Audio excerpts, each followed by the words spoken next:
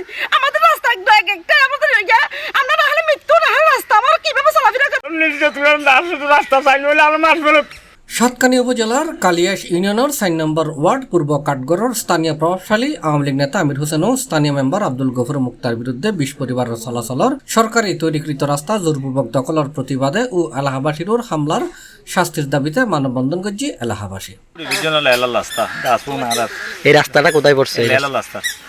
রাস্তাটা প্রশাসনে করছিল, আগে একটু বেজাল হয়েছিল, এরপরে থানার পুলিশ সেনাবাহিনী ওই গ্রামের মেম্বার চেয়ারম্যানেরা সেপ্টেম্বর 8 তারিখ সোমবার সকাল 10টায় এলাহার বিভিন্ন বয়সী নারী পুরুষের উপস্থিতিতে মানববন্ধন অনুষ্ঠিত হয়। জানা গিয়ে দীর্ঘদিন যাবৎ এই দুই প্রভাবশালী মানুষের অত্যাচারে এলাহার প্রায় 20 পরিবারের 100 শতাধিক সাধারণ মানুষজন সরকারি রাস্তা দিয়ে চলাচল গরিত নাফারের। তারা চলাচল করতে চাইলে তারা রাজ্যে মামলা হামলা গড়িয়ে এই আব্দুল গফুর এবং আমির হোসেন।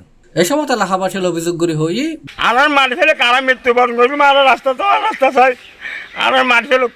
আজ 1 বছর রিক্সা গেলে, হলুদ গেলে কেউ রিক্সা, থানাত গেলে কেউ রিক্সা করে। হ্যাঁ স্যার, এটা হচ্ছে যায় না তো সরকারি রাস্তা।